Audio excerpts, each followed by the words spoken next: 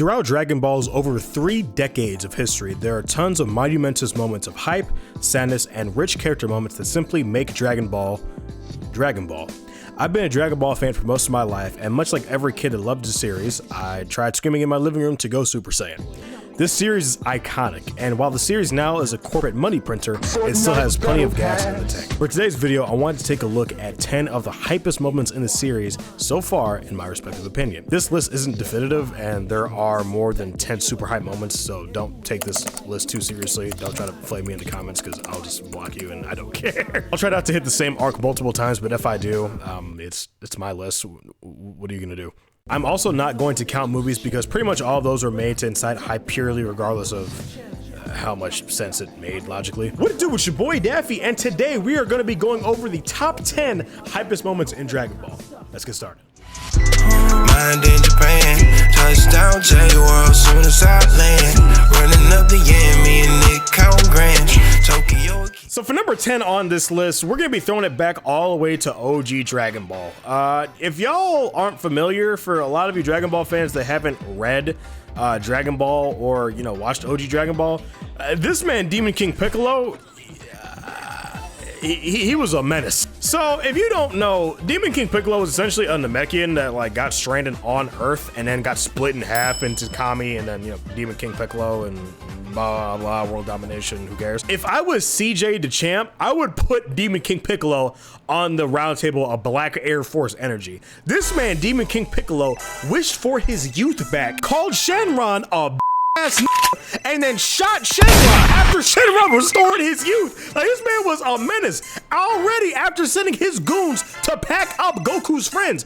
He beat the brakes off of Tien, and then he had Killing Krilled. Like, but this man was crazy. Don't even get me started on the fact that this man Demon King Piccolo essentially one-shotted Goku when they first met, and he was old. So when you find out that he got restored to his youth, you're like, oh dear God, what are we gonna do? But then Goku comes back with the hardest entrance Goku has ever come back with, I'll probably say in the history of this series. And then they start just scrapping, they start throwing hands, and then Goku hits him with it's not a Dragon Fist, I'm not really sure what it's called. It's called basically a lot of different things, but he has the Zaru power in the background and blah, blah, blah, blah. It's really cool. I really like it. But that, man, oh man, just that scene is iconic, man, iconic. For number 9 on this list, we have Super Vegito versus Buhan. Now, Majin Buu as a villain, I wouldn't say he's one of my favorite villains. I wouldn't really say he was interesting until he gained the intelligence of Piccolo and Gotenks. I wouldn't really say Super Buu was cool. I prefer Fat Buu personally myself. It's just a matter of preference. I mean, Kid Buu's cool. I like Kid Buu, but Kid Buu, Janemba, Cell Max, Harudegar, they're all kind of the same, I would argue, in terms of intelligence and overall fight prowess. I don't know. They're all just super strong villains. They're fine, I guess. But this moment was probably one of the hypest moments in Dragon Ball period. I could put this higher, but I don't want to. Only because Fusion's kind of Fusion. Besides Gogeta, and you could argue Super Vegito, the Fusions don't really get anything done. Even Kefla, I mean, she was working Goku, but Kefla didn't really pose a threat to Goku at any point, when he went to Ultra Instinct, you know what I mean? So the thing about Super Vegito is he is probably the most disrespectful character in Dragon Ball.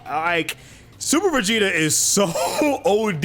He literally told Buhan, I'm not even gonna fight you with my hands. I'm just gonna use my kicks and start just mopping the shit out of him. Super Vegeta is gross. They have that Excalibur sword thing that he used. He cut Buhan in half. Buhan tried to turn him into a candy and he just laughed at it and started beating the shit out of Buhan. Super Vegito is disgusting, dude. I just also love the layering. It's a very simple technique, but I just love when they stack Goku's voice on top of Vegito's voice. And I love hearing that. We never really see Super Vegito at full power in the series. Even in Dragon Ball Super, we don't really see Super Vegito at full power. I mean, he was kind of scrapping with Merge Zamasu, but that fight was I want to say a minute and 10 seconds or some shit. It was not that long at all. But yeah, man, Super Vegito, super cool, super sick. I love Vegito, man. Also, I love the outfit for him too. I love the character design. Akira Toriyama, while he's had some pretty questionable designs, I do think that when he's like at his best, his character designs are super sick. I love that. Number 8, we have Goku versus Beerus. Now, as far as Beerus is concerned, I actually am really fond of Beerus. I love Beerus. I love the Oracle Fish. I love Whis. I think they're great additions to Dragon Ball's core cast, and I really do hope they stick around for a long time. And they most likely are. Toei's not stupid or anything. I don't think they're going anywhere for a very long time. Now, when we are introduced to Beerus in the Battle of Gods movie, Beerus is essentially the big bad of the movie, but he's not necessarily a bad guy. He's just kind of doing his job. He's very lazy, sleeps for, you know, thousands and thousands of years, which is kind of weird because, you know, the gods of destruction have a glaring flaw, and that the Supreme Kai, if they die, they'll just die in their sleep or something, which is pretty hilarious considering that, like, imagine if, like, I don't know, Deborah just decided to one-shot Kaioshin and Beerus just exploded or some shit. It'd be pretty funny to just imagine. But then we see Goku training on King Kai's planet, and you know, Goku sees Beerus. He's like, oh, you look cool. Can I train with you or whatever? And then Beerus essentially is like, oh, you might be the Super Saiyan god I've been hearing about. Let's go a few rounds. And Goku ends up getting worked by Beerus. Beerus doesn't even like go full power at any point in the movie, really. But Beerus like manhandles Goku. He flicks him in the forehead and sends him flying across King Kai's planet, which is like 10 times gravity of Earth. Like, it's disgusting. Also, this moment in the dub where Sean Schemmel starts actually going crazy in the booth is so great, man. I love Sean Schemmel as Goku's voice actor. Nozawa does a fantastic job as well, don't get me wrong. The animation for this movie was fantastic, even though there were some questionable points at certain times, but I do think, man, this is a fantastic movie. Also, Goku's kind of absorbing the god power. We get like base god Goku, who is in debates for as long as I can remember it at this point now. It was very cool to see, and Beerus kind of just earning his respect for Goku. You know what I mean? Even though, like, Goku, for some reason in the anime had this like weird heel that he didn't display in the movie. I don't know which one's canon. I don't really care either. I mean, at this point, I don't think Akira Toriyama cares, if we're being completely honest. But it was still very cool to see, nonetheless. All right, at number 7, we're gonna have Goku going Super Saiyan 4 against Baby. Oh, dude. GT was pretty all over the place in terms of quality, but I would say that the Baby arc was actually probably one of the higher points in the series. I mean, Piccolo's death was actually a lot more emotional than it was, even more so than the recent movie, which I'm not gonna get into, but you know what I'm talking about. I do think Baby was a very credible villain. I do think he backed up the talk to be as scary as he was. I think it was also interesting to see how he had a vendetta against the Saiyans, and you know, that was kind of his whole thing, that it kind of goes back to the Saiyans weren't really good people at any point. Bardock was like kind of the exception. I mean, you could say Guinea as well, but you know, I mean, this is before, you know, all that retconning and shit. But yeah, no, I do think it was very cool to see. We also got Golden Great Ape, which was pretty cool to see, and Goku kind of like losing control, kind of as like a throwback to like OG Dragon Ball and even like early Dragon Ball Z when Gohan couldn't control his Great Ape as well. And then we see like the actual Super Saiyan 4 transformation. Dude, this transformation is so sick. I love like the red eyeliner on his eyes. I love the stupid golden pants. I love the red fur. I love everything about this transformation. Super Saiyan 4 to me feels like the next logical step as far as a Saiyan's evolution. I mean, you could argue for, you know, Super Saiyan, then like Super Saiyan 3. Super Saiyan 2 is kind of like in the middle because like the hair is a little sharper. You get, you know, the electric aura. And I mean, Super Saiyan 3, you get the longer hair, but this felt like an ascended Saiyan. This felt like a step above what a Saiyan's biology would feel like. Oh man, I'm getting excited. Don't talk about this. I love Dragon Ball, dude. I'm getting excited when I'm talking about this. I love Dragon Ball so much, man. I'm such a nerd for this shit. Dude, like Goku's personality totally changes when he goes into Super Saiyan 4. Like, yeah, when he's with his friends and all, he's, you know, still jovial Goku and his voice is a little deeper. Yeah, sure.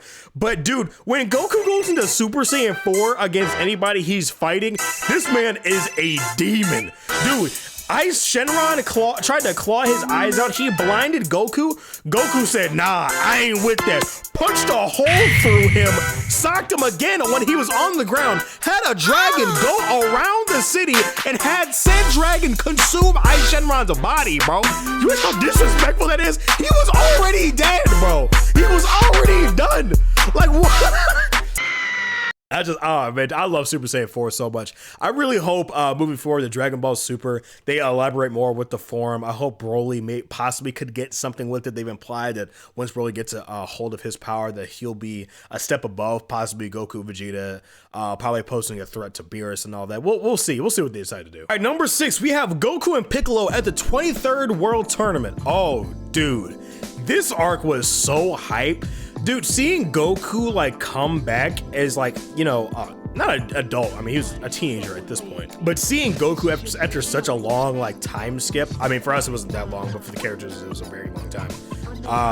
Seeing Goku come back and basically just like no diff pretty much everybody at the tournament, and then we see Piccolo, or excuse me, you know, Demon King Jr. But yeah, seeing Goku essentially no diff everybody at the tournament, besides Tien, obviously, because, you know, Tien was super strong anyway. And he pretty much lost against Tien in the first time they fought the tournament by accident. Tien was pretty much unsure that, like, but if that accident didn't happen and Goku didn't accidentally fall out of the ring, then Goku probably would have whooped his ass. Anyway, also seeing, you know, Goku and Chi-Chi interact when Goku was older was also very heartwarming as well. I love seeing Goku and Chi-Chi interact. I think it's something that's kind of underrated in Dragon Ball. I think a lot of the character moments, I think, get overshadowed by like the big grandiose fights. Obviously, that's what everybody's here for. We love seeing cool shit with Dragon Ball fans. Everybody knows this. I love seeing Goku kind of remember that he was basically like, oh shit, I promised to marry you. Okay, promise is a promise. And then, you know, that's, you know, his wife, and, you know, seeing their relationship blossom. It's heartwarming. I love seeing that kind of shit. But man, this fight was raw, dude. Goku was putting the hands on Piccolo, and Piccolo wasn't no chump, dude. Bro, Piccolo Jr., he was smacking Goku up. Dude, when Goku got that big hole in his chest, and Piccolo's just rubbing on it and just mashing on it, dude, that was, oh my god. It's actually funny because Goku like makes that face I hate, where his like whole mouth is like wider than his entire torso. I hate when Goku makes that face. But seeing that, dude, Goku's meteor combination, I really think this is gonna hurt. A lot.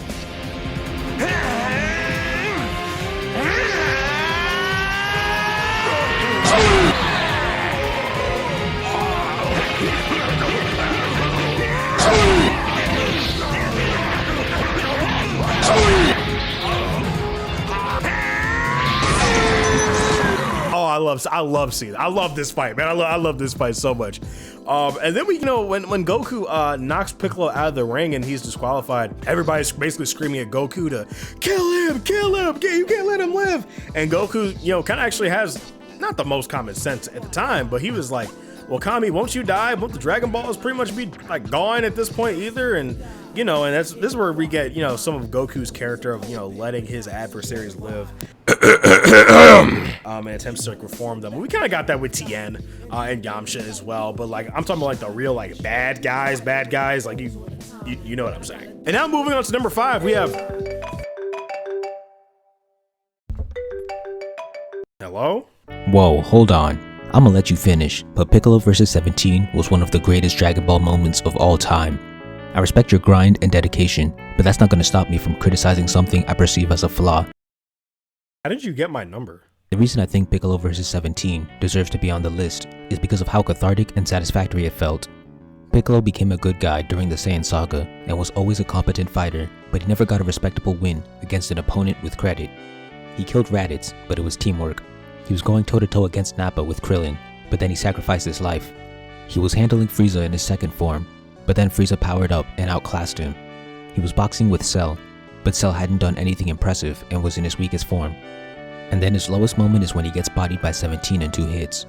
So far, we have a bunch of almost victories for this amazing character and an embarrassing loss. This brings us to Piccolo vs 17, where Piccolo gets his own Super Namek form, parallel to Super Saiyan forms, which were on the rise during this arc. He gets revenge on the person who humiliated him, and he gets the closest thing to a solo victory against a credible and powerful antagonist in his manga lifespan. All that build-up explodes in this satisfying release of tension. Although the battle ended in a draw, Piccolo was soloing the strongest antagonist alive at that point, which is an incredible accomplishment for a character who was always an inch away from achieving greatness. This is why I believe Piccolo vs Android 17 is one of the greatest Dragon Ball moments of all time, easily top 5. Regardless of how Yumasuke got my number, yeah, what he said. All right, number 5, we have Goku, Vegeta, Hercule, and the Universal Spirit Bomb. I generally think the Buu arc was kind of a mess, really. A lot of weird stuff kind of happened in the arc. Definitely think Vegeta had the most growth in the entire arc. It's basically kind of starting with him kind of missing, that bloodlust that he used to have, but now he got complacent. He learned that he had a family and that he was actually okay with it. Him looking at Goku and Goku just soaring over these heights, even Gohan just having like this little inkling of just like, why am I not enough? Like, what is going on? And then him, essentially letting Babidi get his mind control over him, which wasn't really him letting Babidi control his mind. It's just kind of like, hey, thanks for the free amp, bitch. Like, also the fight between Goku and Vegeta in Super Saiyan 2, that was great. I love seeing that. Seeing Super Saiyan 3 Goku was really cool as well, even though it was a little weird when he was fighting Fat Buu that he was just buying time.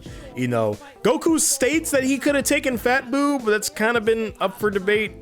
Kind of. I mean, Goku said he was holding back really because he wanted Goten and Trunks to, get ready to be the next generation, but this is kind of, falling in line with Goku's character of like trying to prove a point and not really caring what the consequences were because like everybody on Earth fucking died. Seeing Hercule come across as like the universe's savior was really cool to see. I love seeing Hercule, try to get everybody to just listen to these people. Help me, nigga. See, that was really cool to see. Vegeta giving Kakarot "You are number one." I love that moment, man. I love Vegeta acknowledging how Goku is the strongest. They kind of retconned this in Super, but not really. Like, Goku didn't hear Vegeta say this, and this is Vegeta kind of like by himself acknowledging, like, damn, like he is the best. But that doesn't mean that Vegeta like wants to stop. You know what I mean? A lot of people get this misconstrued that Vegeta just got complacent as second place, but that's not really what it is. It was just like, sayonara, nigga. And then also, we get the end of the Z arc, and we see Oob and the 10-year time skip, where Super kind of is, but no one really cares about that anymore. I don't really know if anyone's keeping track of that besides YouTubers, but hey, it's interesting nonetheless. All right, so number 4, we have Goku versus Jiren at the end of the Tournament of Power. I'm not gonna lie, man, there were a lot of instances of the Tournament of Power I really want to put on this list, man, but I mean, Goku and MUI, which isn't really MUI, it's just Ultra Instinct, he hasn't mastered shit yet, versus Jiren was actually a really well done fight, and I bash on Yamamoto's character design a lot, but he was in charge of a lot of the stuff between Goku and Jiren, and I think she actually looked pretty nice for the most part. I really love seeing Goku kind of like get this new form and not really have it under control, and then he kind of just he taps it, he locks in, and you just see this big, like, people debate if this is like a galaxy being born. It's not. It's just an expression of Goku's chi at this point kind of getting condensed, because obviously Goku's a monster in terms of chi. And so seeing all that get condensed back into his body, and essentially just like you see like the fear in Jiren's eyes when Jiren turns around and he's like, what the, and Goku just smacks him. I love just seeing Goku just put the smack down on Jiren and Jiren start getting pressed, man. I love seeing that.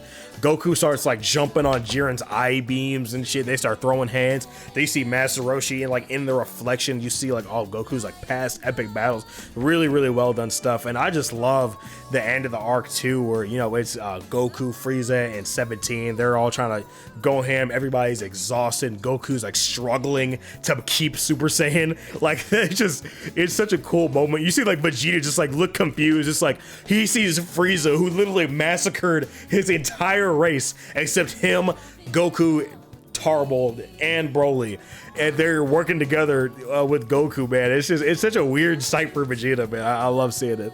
Oh man, there's a lot of cool stuff in the Tournament of Power. Not my favorite arc, but a lot of cool stuff. Number 3, we have Goku versus Vegeta in the Saiyan Saga arc. Now, the Saiyan Saga arc, man, I don't know. I don't want to say this is peak Dragon Ball. I think I would probably put that maybe at the Cell games, maybe. But there are a lot of flaws in the Cell games as well, so it's kind of up for debate. You could say it's the Namek Saga, but I don't know. There's not a lot of initial hype in the Namek Saga, I would argue.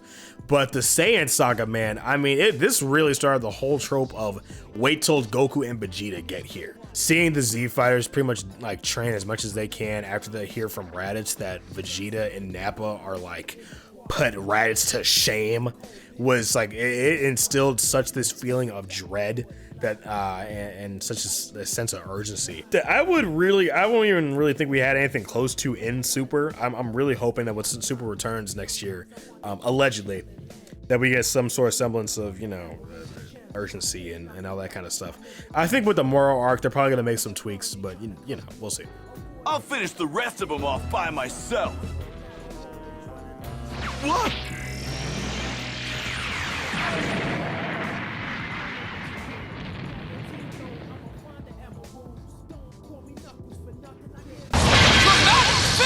You know, seeing pretty much the Z fighters get packed up one by one by one was just heartbreaking, man. I mean, seeing Chaozu blow himself the fuck up and then seeing Tien lose an arm and use that tri-beam on Nappa and dying with the tri-beam actually doing nothing to Nappa was just, oh man, that was disrespectful, man. That's just, ugh.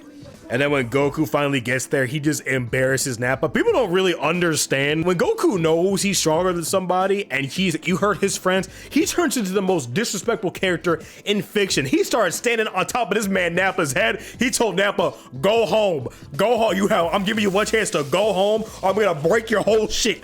And oh man, this man, my goat Kakarot, man. I love Dragon Ball, man. I'm getting hype. I'm getting excited. I love this series, man. And Vegeta just throwing Nappa away and blowing him up after he was like, hey man, I ain't got no use for nobody that can't move, chief. And he turned him into fireworks, but I was just, I mean, also I really like, you know, that kind of, you know, ideal versus ideal. Vegeta being basically like, I was born of strong blood, you fucking suck, pussy. And Goku being like, hey man, he's like, I worked hard, that's about it. Even though Goku kind of had an advantage over, I don't want to say everybody in Dragon Ball because he's a Saiyan, but you know, still very, very cool to see. Yeah, you know, the fight was just brutal. Seeing Goku throw the spirit bomb, seeing Goku give the spirit bomb to Krillin and Gohan bouncing it off because he was pure at heart. Love seeing that. And then Goku letting Vegeta live was probably like the best move for the series creatively. So number 2, we have Gohan versus Cell at the Cell games. Man, this is it's nothing short of iconic, man. I mean, like, everyone pretty much knew how strong Gohan was. Like, Goku told everybody multiple times, hey, Gohan's gonna surpass me. He's surpassing me, Vegeta, pretty much everybody. And no one really, not to say no one believed him, I would say Krillin probably believed everybody more so. I'll probably say Krillin and Vegeta probably believed Goku more so, but everybody was like, oh, but you're Goku, what do you mean? And you know, Vegeta was like, man, what the fuck? And then, you know, we see Goku scrap with Cell, which is probably one of the best choreographed fights in the series, I would argue. Like, this animation is ridiculous. This is like 25 years old. It's crazy. Then Goku being like, you know what? Here's a sensu bean, Cell. My son's gonna handle this light work for me, which was probably the dumbest thing Goku's ever done, but it was in character. There was a point to it.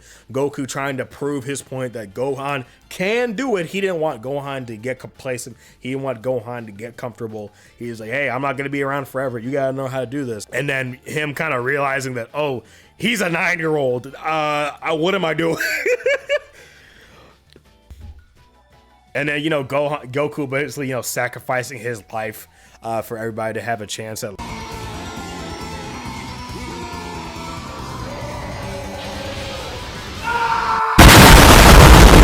Gohan can finish it off. The father-son Kamehameha was fantastic. A lot of people try to convince themselves that Goku was actually there when Gohan did the father-son Kamehameha, which he wasn't. He didn't give him ki or anything like that. He was just talking to him. It was figurative. Gotta read. Dragon Ball fans, gotta read. I promise you, gotta read. But it was fantastic. Animation was fantastic. I love Cell as a villain. Just like, I love like the mustache twirling villains. I just love, you know, Cell trying to prove that he is above everybody, and Cell not running to like conquer the universe, but just trying to like evolve into like a higher tier of being. And so number one, I mean, I don't really need to explain a lot of this. I mean, number one, you know, this is peaks Dragon Ball. I mean, this is pretty much, I would say, maybe, you know, when Dragon Ball really got his foot off the ground in the West. You know, I mean, this is I don't know, man. Goku going Super Saiyan for the first time has to be the hypest moment in all of Dragon Ball, man. I mean, what are you gonna put above this? I couldn't tell you. You know, seeing the battle against Frieza was so long and brutal, and just, it was so trying for everyone on Namek. Vegeta on the ground saying, he killed my father, he took everything away from me, you have to do this, he must die by Saiyan hands, you need to do this. After Vegeta literally before was trying his best to kill Goku and everybody on Earth that Goku cared about, and Vegeta had a human moment and was like, please do this one thing for me. And Goku finally understanding, he's like, I understand you are a proud Saiyan warrior, I gotta do this for my, I have to do this. I love this so much, man. And, you know, seeing Krillin, you know, blow up and Krillin die a second time, which was kind of funny, I'm not even gonna lie. Everybody, dude, just the amount of dread that entered the screen when everybody like is sitting down. It's like, oh man, Goku hit him with the spirit bomb. Whew, we finally won. It's over. And then you just see, you just hear Frieza's voice, and Frieza lifts Krillin up and blows him up, dude. The amount of dread, I saw that when I was a kid and I saw it for the first time. I'm like, man, what? I'm like, what? Going crazy. And Goku with that transformation, then Goku starts putting the hands on this man. We get a line in the original English dub where Goku talks about being a warrior of justice and all this stuff, which wasn't in the manga. And this was closer to like Goku's movie personality as opposed to his manga and anime personality. But I still like the line nonetheless. They corrected it in Kai, because Goku is not like a warrior of justice or like a Superman type being. Goku usually has this air of, hey, stop that, like stop doing bad stuff. But he's not actively looking for injustices to fight. Goku's not patrolling cities to stop crimes and stuff like that. Goku's getting stronger. He wants to do his own thing, and he does want to protect his friends. But you know, he saved the multiverse several times over, so you know, he's still a superhero regardless. But oh man, just I also love when Super Saiyan was first drawn, like the cheese, like the block hair, and when he would move, like how wavy it would get. I love that fight, man. And Goku, when he first went Super Saiyan, was a demon. He literally told Frieza, he said, Frieza, put it right here, and he ate it, bro. And then like the fact that like when Goku was scrapping with Frieza when Namek was gonna blow up in 5 minutes, and he just starts boxing with Frieza, he just stops. He's like, you know what? I'm going home. He's like, you're getting weaker, and this isn't going anywhere. I'm not getting stronger, but like, man, you suck. Like you've been training a day of your life. I'm going home. And Frieza cuts himself in half by accident. And Frieza's like, oh, spare me. And Goku, you know, Goku's not a bad guy. Goku is pure of heart. And Goku's like, okay, I'm gonna give you this one shot. I'll give you a little bit of energy to get out of here. So I'm gonna give you this energy and I'm gonna leave. And Frieza's, dude, when Frieza hits that, you must die by my hand. And Goku turns around, hits the, you fool. Or, you know, Bakayano, you moron. Oh, man. Dude, that was so, dude, bro, I love Dragon Ball, man. I'm nerded out so much. I love Dragon Ball, dude. Oh my God. Dragon Ball, it's weird because like Dragon Ball isn't as deep as some people think it is, but it's also not as surface level as some people think it is. And it's very curious. Akira Toriyama, he's accomplished so much in his life. But just the amount of people and mangaka he's inspired over the years is absolutely stunning, man. the effect that he's had on pop culture in the West and the East, pretty much everywhere. Like, your grandma might know who a Super Saiyan is, bro. Your mother probably knows who Goku is. You know what I mean? Like, it's just, it's crazy the influence Dragon Ball has had on society, man. I love this series. I hope by the time I die and I pass away, it hasn't gone anywhere. And we're going to get more transformations. We're going to get more, you know, random bullshit. It doesn't matter. But, I mean, I'm here for it, man. I am, you know. Regardless if I love or, you know, I hate some of the decisions they'll make, I do think that Dragon Ball moving forward, I think they'll learn from their mistakes in Super. I think they'll be moving forward in a better direction, hopefully. But yeah, man, that's gotta be it. My top 10 hypest moments in Dragon Ball, man. Let me know what you guys think, man. Do you guys like this list? Do you hate it? What are some of your top 10 favorite moments from Dragon Ball, man? Please let me know down in the comments below what you think. Subscribe to Yumasuke. And other than that, man, that's about all I have for you guys. Thank you guys so much for joining me in this video. It's my boy Daffy, guys. I will see you in the next video. Y'all have a good one, all right? Peace.